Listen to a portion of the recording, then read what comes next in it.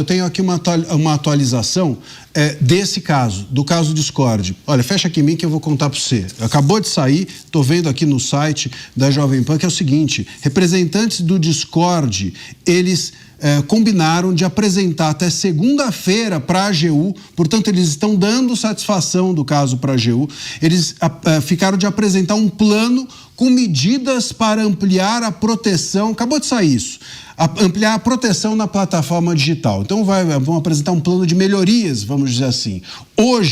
Hoje, sexta-feira, essa informação quentinha, acabou de sair. Hoje, o Discord se reuniu com integrantes da AGU, do Messias, para discutir medidas a serem tomadas pela rede para adequação às normas brasileiras que regulam plataformas e que eventualmente não estão sendo cumpridas. Nesse encontro de hoje, entre membros da AGU com membros da plataforma Discord, os representantes do Discord se comprometeram a assumir algumas obrigações e responsabilidades pedidas pela AGU na linha do cuidado e da proteção.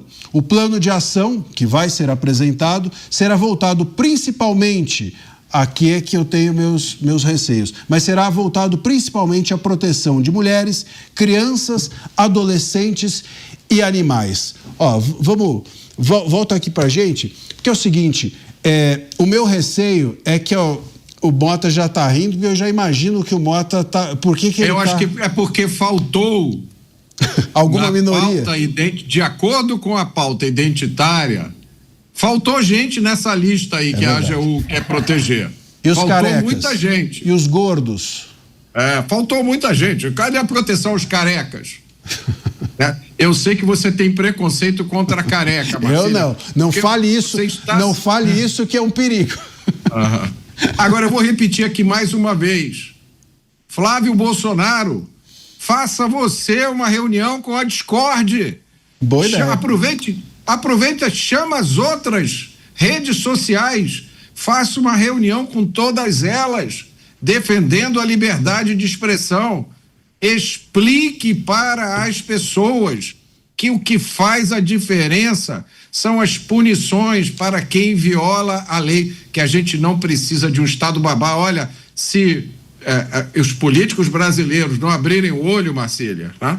Especialmente os políticos de direita, que, como você mesmo disse, né, volta e meia esquecem do que é ser de direita.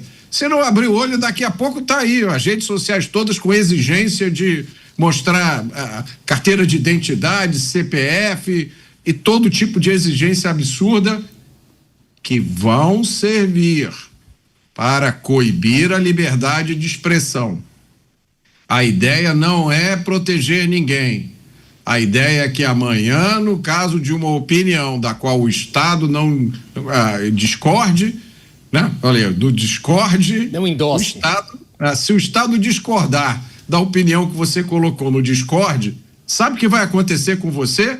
A mesma coisa que aconteceu com aqueles meus amigos empresários aqui do Rio de Janeiro. Vocês lembram? Num grupo privado, se num grupo privado de WhatsApp você não tem liberdade para colocar a sua opinião ou colocar um joinha sem sofrer no dia seguinte uma operação de busca e apreensão da Polícia Federal, imagina num ambiente maravilhosamente regulado pelo Estado brasileiro, como é que vai ser? Esse ponto é importante, porque a gente está falando que é proteção à mulher, ao animal, ao não sei o quê, a criança e tal. Todo mundo quer proteger o animal, a criança, a mulher, mais uma vez. Assim como todo mundo, quando se fala em misoginia, todo mundo quer o bem da mulher. Assim como se fala em crimes contra crianças promovidos dentro de plataforma, ninguém quer o mal de criança, nem de mulher, nem de nada. Só que a gente não quer que o governo ou os tribunais usem essa pauta nobre para impor censura no debate público, porque é sempre assim. Será que não deu para alguém deixar de compreender que tem sido assim há muitos anos dentro do Brasil? Sempre uma pauta nobre justifica a censura. Então eu vou lá agora e apresento, vamos lá, o Discord chega e fala, vou apresentar aqui um plano que é para proteger a criança e a mulher.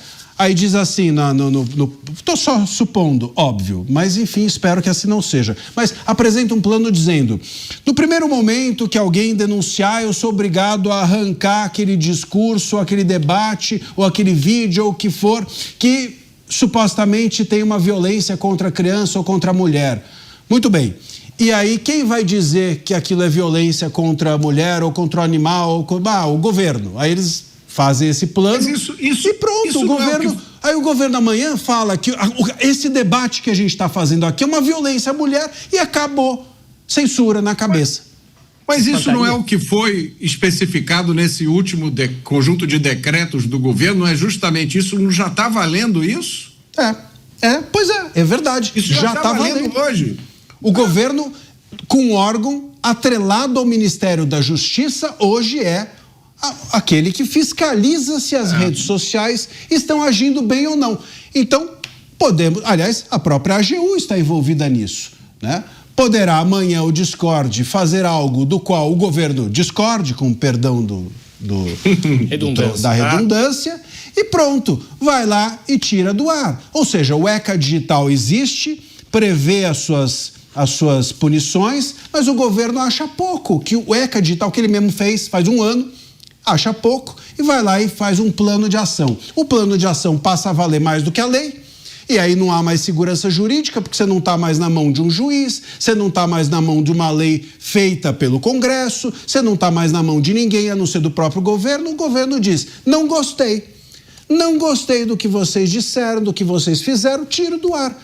Quem não se lembra, por exemplo, de uma reunião de plataformas em que o ministro, ainda ministro do Estado, ministro da Justiça, Flávio Dino, ele dizia na reunião que era pública com as plataformas o seguinte, a liberdade de expressão que vocês querem não existe mais. Disse o Flávio Dino enquanto ministro da Justiça. Não vai existir a liberdade de expressão que vocês querem. Agora, ele dizia aquilo em nome de quem? Não é da lei. Mas, Marcília, você lembra? Vamos trazer a frase novamente de quando o Flávio Dino foi indicado e aprovado para o Supremo. Você lembra a frase do Lula? Vamos abrir aspas para ele. Por fim, temos um ministro comunista no STF. Se nós voltarmos e entendermos quais são as bases do comunismo, em qual momento passa a liberdade de expressão? Portanto, vindo dele não gera nenhum tipo de surpresa. Gera surpresa que, infelizmente, a gente tem hoje na Suprema Corte exatamente o que o Lula comemorou. É isso. Então, o que parece... Fala, o que me leva... Pois é, então me corrija se eu estiver errado, né? Esses decretos, a decisão da Suprema Corte de invalidar o artigo 19 do Marco Civil da Internet, junto com esses decretos do governo de 2 ou 3 semanas atrás, eles caracterizam a situação de hoje como essa, né? As plataformas, na dúvida, têm a obrigação de tirar qualquer coisa do ar e elas não vão ser punidas por isso. Não precisa mais de decisão judicial para tirar nada do ar. Então, essa medida contra o Discord, pelo que eu estou entendendo, é absolutamente redundante e desnecessária. Porque hoje o Discord já está obrigado a fazer isso, né? O que me leva a pensar, então, que existem duas hipóteses para essa história do Discord. Ou foi uma coisa orgânica ali de momento, do qual as pessoas podem até estar arrependidas agora pela possível repercussão eleitoral, ou tem alguma outra coisa por trás, da qual a gente ainda não está ciente. Eu estou vendo aqui que também a AGU soltou uma nota, eu não vou ler porque é uma nota chata, longa, enfim, e basicamente diz que esse encontro confirma esse encontro de hoje entre membros do Discord e membros da AGU e diz que a plataforma se comprometeu, portanto, com essas medidas que serão apresentadas até segunda-feira. Ficou acordado aqui que isso será apresentado. Um plano, né? E esse plano ainda vai ter um prazo para ser aplicado e vão fazer um termo de ajustamento de conduta, que é justamente aquilo que evita a punição futura. Então é mais ou menos o seguinte, eu vou aqui ajustar a sua conduta e você, se cumprir, não tem a punição consequente disso. O ponto aqui veja, é que a gente vai, né, escalando as regulações sobre redes sociais. E vai normalizando, hein? E vai normalizando. Isso vai passando o tempo, você vai achando normal, incorporando no teu dia a dia. Porque a gente já teve isso. Quando o ministro Moraes dizia... Ô Mota, quando o Moraes dizia o seguinte, olha, a internet não pode ser terra sem lei. O próprio governo Lula dizia, a internet não pode ser terra sem lei. Ele já encavalava a sua percepção ao fato de que estava sendo ignorada a existência de outras leis que valem dentro da internet também. Se você pega o Código Penal, não existe o Código Penal da internet, mas a internet está dentro do Brasil, e se está dentro do Brasil, vale, acabou. Não tem isso. Eu estou na minha casa, então o Código Penal não vale. Alguém já viu a pessoa falar isso? Eu estou na fazenda, não tem Código Penal, porque não tem o Código Penal da fazenda. Eu estou em Itu, e não tem o Código Penal de Itu, então não vale o Código Penal em Itu. Claro que não é assim. Então, se o cara está na internet, vale também na internet o Código Penal. Por isso que a internet não é uma terra sem lei. Não é verdade isso. Nunca foi verdade. Mas eles foram lá e tucharam uma regulação das redes sociais, contrariando a vontade do próprio Congresso. Agora é a mesma coisa. Eles tucharam os decretos que você mencionou, Mota. Agora eles tucharam mais esse termo de ajuste de conduta ao Discord, que você não tenha dúvida. Sabe o que vai acontecer, Mota? Esse termo de ajuste de conduta do Discord vai amanhã servir para o X, vai servir para a Meta, vai servir para todo mundo. E olha só, e as redes sociais que têm grande culpa no cartório, porque foram elas que começaram com essa história de censura, eu não esqueço. A primeira coisa que elas fazem é se submeter, abaixam a cabeça e vão lá. Agora, eu queria aproveitar aqui, Marcília, um espectador nosso, Maratá, aqui no X, acabou de compartilhar uma postagem de uma outra pessoa chamada Gabriel, que eu gostaria de ler aqui. O Gabriel diz o seguinte: eu uso o Discord há mais de 10 anos para trabalhar e jogar. Nesses 10 anos, eu nunca vi um crime sendo cometido. A pessoa tem que realmente querer e ter contato com gente da área para entrar em um servidor onde tal coisa ocorre. E aí eu estou lendo aqui o texto do Gabriel, hein? Ainda assim, sou obrigado a ver. Aí o Gabriel usa uma palavra grosseira aqui, que eu vou substituir por pessoas sem noção, que mal sabem ligar um computador, defendendo a censura dessa rede social. Aí continua ele: seguindo essa lógica, vamos banir as motos, porque os bandidos usam as motos para assaltar. Vamos banir as facas de cozinha, pois tem gente que usa faca para matar. Vamos banir o ar, pois o bandido respira do mesmo ar que a gente. E aí o Gabriel termina aqui com algumas qualificações em relação às pessoas que tiveram essa ideia. Infelizmente eu não posso repetir aqui, porque há crianças assistindo o nosso programa, mas eu acho que vocês já perceberam, já pegaram o teor. Parabéns ao Gabriel pela clareza de visão. Está aí, né, um exemplo do nível de pessoas que usam o Discord. E obrigado ao Maratá por ter colocado essa mensagem aqui direcionada a gente. Ô Mota, já que você então trouxe aí uma fala do ouvinte ou do espectador da nossa audiência, eu vou trazer uma também, não vou mencionar quem é, porque eu vou fazer uma pequena crítica ao que essa pessoa disse, mas ela diz assim, que somos contra a censura, mas realmente a plataforma Discord já passou da hora de monitorar e impedir crimes, e etc. E aí ela cita um caso. O ponto aqui, esse é um ponto que eu acho perigoso, porque ninguém aqui é a favor, de novo, do crime, mas no momento em que você acha que a plataforma, isso já está feito, tá? O tal do dever de cuidado que foi imposto pela regulação das redes, é exatamente isso que eu estou criticando aqui, que é você monitorar preventivamente as redes. Por que isso é errado? Por que monitorar preventivamente é errado? Eu vou fazer um paralelo com a vida real, não com a vida das redes. Mas o fato, essas pessoas, ou muitas muitas pessoas da esquerda que são a favor de monitorar as redes sociais, de exercer dentro das redes sociais um poder de polícia, de tirar conteúdos preventivos, essas mesmas pessoas, aqui não estou dizendo que é a nossa espectadora, mas a gente escuta muito esse discurso na esquerda. A esquerda dizendo o seguinte: é preciso monitorar as redes e etc. Liberdade de expressão não é liberdade de agressão, aquela história que, enfim, a gente escutou há muito tempo e etc. Essas mesmas pessoas, se você pegar um policial e botar na rua e ele, por exemplo, parar o seu carro ou parar o carro de alguém que não está fazendo nada, vão dizer que essa polícia é opressora, vão dizer que esse policial é do mal, vão dizer que a polícia não pode agir assim com o cidadão, vão dizer que você não pode esperar que a polícia resolva preventivamente os crimes. Isso aí é uma falha de imaginação, porque as pessoas bem intencionadas, como esse nosso espectador, quando ele diz as redes têm que ser monitoradas, ele está imaginando que a monitoração vai ser feita só com os bandidos. Ele não imagina que vai ser feito com ele. Lógico. Então, eu vou te dar de novo o exemplo aqui, ó. Vamos fazer o seguinte: vamos monitorar todas as ligações telefônicas de todo mundo.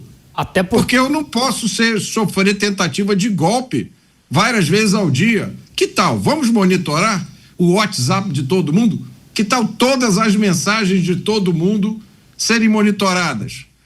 Não é nem pela polícia, hein? A gente está falando por um órgão especializado em detectar se alguma coisa está sendo feita indevida. É o Big Brother que a gente está falando aqui. Até porque, Mota, o criminoso, como ele vai continuar procurando formas de fazer o crime, ele acha maneiras. Portanto, essa vigilância, digamos assim, ela vai atingir especialmente as pessoas de bem, que são as pessoas que não querem ir para o crime. Então, se nós somos, por exemplo, censurados na rede, você não vai ficar procurando a Deep Web. Você tem mais o que fazer, você tem outras formas, enfim, de tocar a tua vida. Agora, o criminoso, como ele precisa daquilo, ele vai achar forma. Então, essa vigilância, ela afeta principalmente as pessoas de bem, né? Então, Bruno, olha só a aula que o Gabriel deu aqui. O Gabriel deu aula de Discord de graça. O Discord funciona com base em servidores. Então, você escolhe um servidor que trata de assuntos do seu interesse, você se conecta nele. É assim que funciona. Então, o sujeito, para cometer um crime no Discord, ele tem que fazer um esforço para procurar o lugar adequado. Não precisa monitorar a rede para descobrir isso. Uma investigação tradicional, uma investigação policial tradicional, a polícia tem especialistas em tecnologia digital. Você tem notícia de um crime, você faz uma investigação.